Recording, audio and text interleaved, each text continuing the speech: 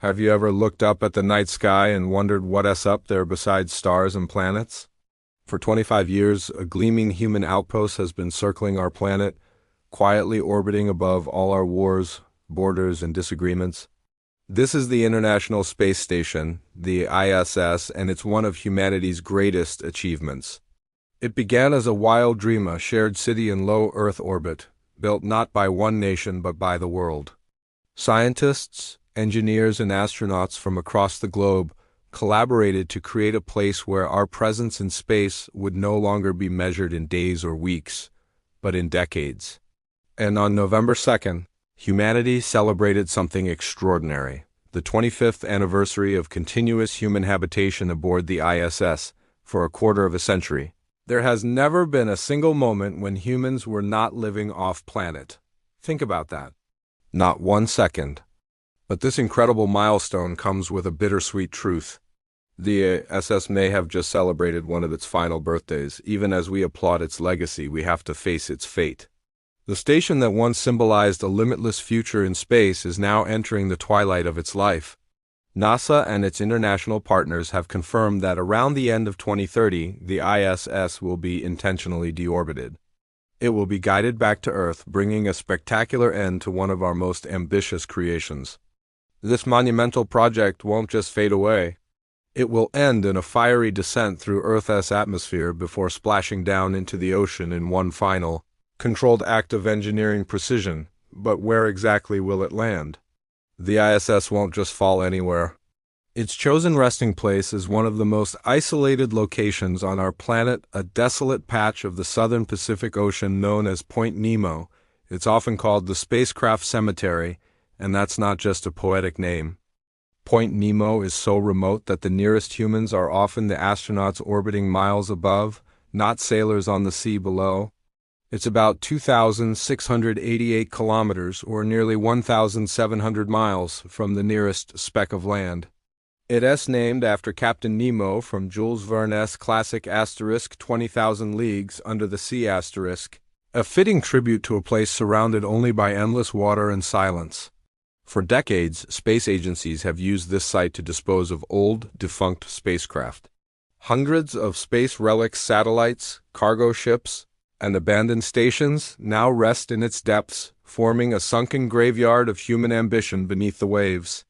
It seems fitting in a way that the ISS, our greatest and most expensive orbital structure, will join them there. But this final descent won't be gentle. NASA engineers have explained that the breakup of the ISS will unfold like a choreographed sequence of destruction. First, as it hits the upper atmosphere, the huge solar arrays and radiators, those vast wings that once harvested the sun's energy, will tear away under the intense aerodynamic forces. Next, the modules themselves, from the laboratories to the living quarters, will break apart and tumble separately into the friction-ignited furnace of re-entry. As the outer layers melt and vaporize, the internal skeleton will be exposed to unimaginable heat. Eventually, the metal will weaken, the structure will give way, and the station will fragment. Most of the ISS will burn up completely, but some denser, heat-resistant components, like parts of the main truss and structural beams, will likely survive the inferno and plunge into the silent ocean around Point Nemo.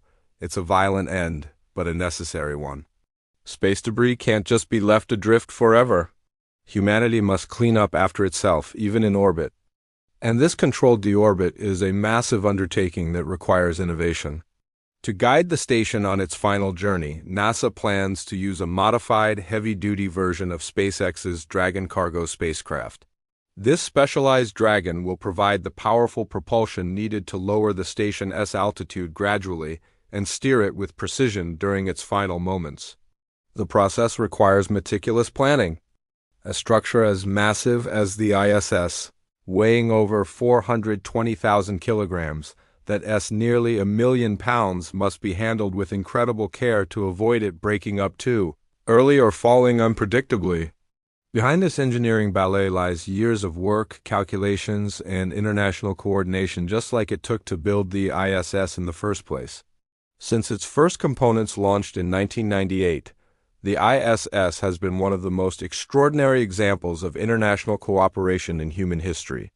It was built piece by piece in the vacuum of space, a marvel of engineering designed to withstand the harshest environment imaginable: microgravity, extreme radiation, micrometeoroids, and the relentless temperature swings between sunlight and darkness. Its construction required more than 100 spaceflights, countless spacewalks, and the collaboration of space agencies from the United States, Russia, Europe, Japan, and Canada. But what truly made it historic wasn't just how it was built, it was what happened inside. For over 2 decades, the ISS has been a world-class laboratory. Astronauts have conducted thousands of experiments that are impossible to perform on Earth. They've studied how the human body adapts to long-duration spaceflight, which is crucial for future missions to Mars. They've grown crystals to develop new medicines, 3D printed tools, and even human tissue, and studied everything from cosmic rays to climate change. The station has been a launch pad for smaller satellites and a testbed for technologies we'll all need for our next giant leaps into the cosmos. And beyond the science, it's been a home. Over 270 individuals from 21 countries have lived and worked aboard the ISS. They've shared meals, celebrated holidays, and looked down on our beautiful, fragile planet together. The proved that people from different cultures and political systems could unite for a common, peaceful goal. It has been a constant, shining beacon of hope and collaboration, a testament to what we can achieve when we work together.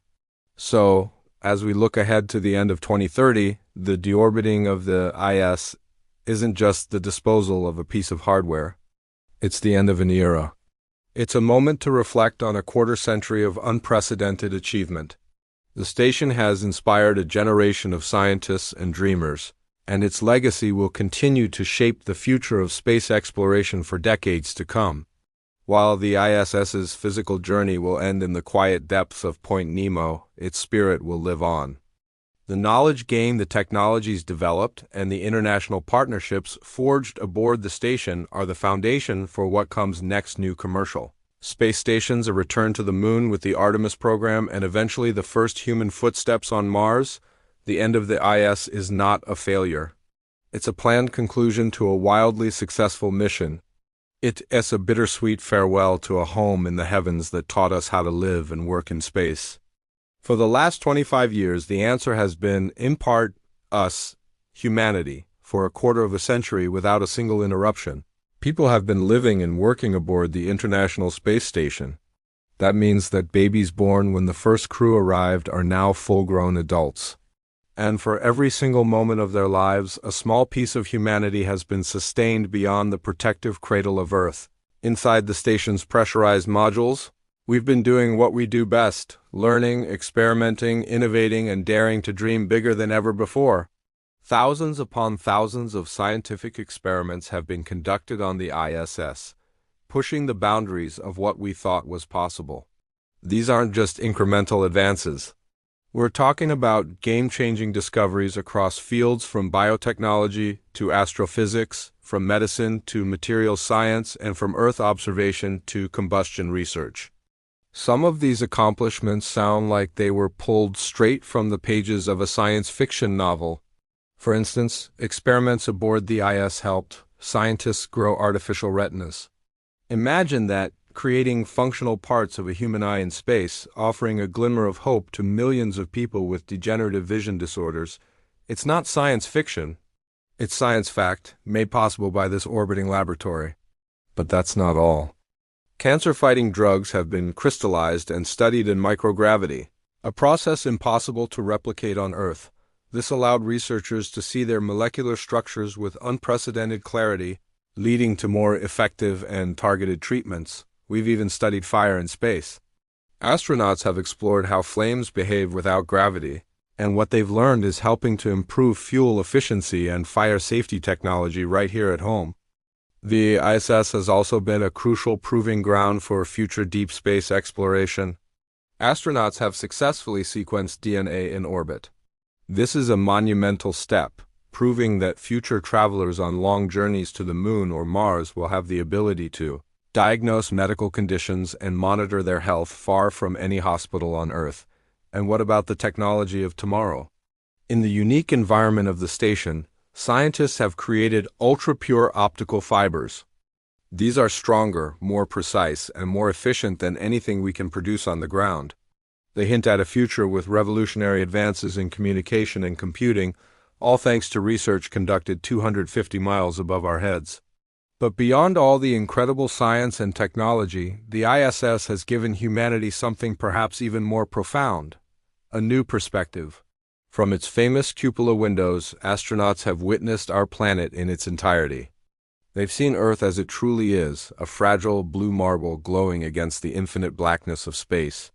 They have watched hurricanes swirl like massive, powerful storms in a teacup. They've seen the orange glow of wildfires consuming entire forests from above. They've tracked the slow, steady melting of our ice caps and witnessed firsthand just how thin and precious our atmosphere really is. It's a view that changes you. Countless astronauts have spoken about something called the overview effect. It's a profound shift in consciousness that happens when you see Earth from that vantage point. Suddenly, the borders and national divisions that seem so important down here simply fade away. They are replaced by a deep, visceral understanding that we are all crewmates on this one shared planet with a shared home and a shared destiny. It's no wonder, then, that for the many people who helped build and operate the station, its approaching retirement feels like a profound loss. Imagine dedicating your life to this monumental project. One aerospace engineer, who spent over 30 years in the spaceflight community and 17 years directly with NASA, described the emotional weight of this moment. After investing decades into designing hardware, supporting experiments, and contributing to missions that helped the station thrive, watching the plan for its intentional deorbit is heartbreaking. It's like saying goodbye to a trusted colleague, a scientific cathedral, and a symbol of global unity all at once. Yet this ending is not a failure. It is the natural, honorable conclusion of a heroic mission. Space hardware, no matter how well built, ages. The station was originally designed to operate for just 15 years. It has surpassed that expectation, more than doubling its expected lifespan and continuing to produce valuable science to this very day. That's an incredible achievement, but orbiting infrastructure can't last forever. It's constantly bombarded by micrometeoroids, exposed to corrosive atomic oxygen, and battered by radiation. Simple wear and tear takes its toll. Maintaining the ISS is a monumental task requiring complex logistics, constant resupply missions, and unwavering engineering vigilance. A day will come when the risks of keeping it in orbit outweigh the benefits. And so, with honor and gratitude, it will be retired. But the story doesn't end with the ISS plunging into the Pacific Ocean. In many ways, that moment will mark the beginning of a brand new chapter. The end of the ISS era ushers in the commercial era of space stations. Private companies like Axiom Space, Blue Origin, SpaceX, and other international partners are already building the next generation of habitats for low Earth orbit. NASA's plan isn't to retreat from space, but to shift its role. Instead of owning and operating a single government-run laboratory, it will foster a competitive ecosystem of commercial orbital platforms. These new stations will become vibrant hubs for research, manufacturing, tourism, and a whole new space-based economy. This frees up NASA to aim its sights even higher, focusing its long-term ambitions on returning to the Moon and taking the first human steps on Mars. This is a natural evolution. Just as the ISS replaced Russia's Mir station, these new, free-flying commercial laboratories will one day replace the ISS. They will stand on the shoulders of a giant, building upon its legacy and using the knowledge and technology developed aboard it to go even further. One day, when humanity looks back at its first tentative steps into the cosmos, the International Space Station will be remembered as the bridge. It was the structure that carried us from the dawn of human spaceflight into the era of a true spacefaring civilization. For now, though, the mission continues. Astronauts are still working, experiments are still running, and critical Earth observations are still being made. The gentle hum of life support systems still echoes through its modules.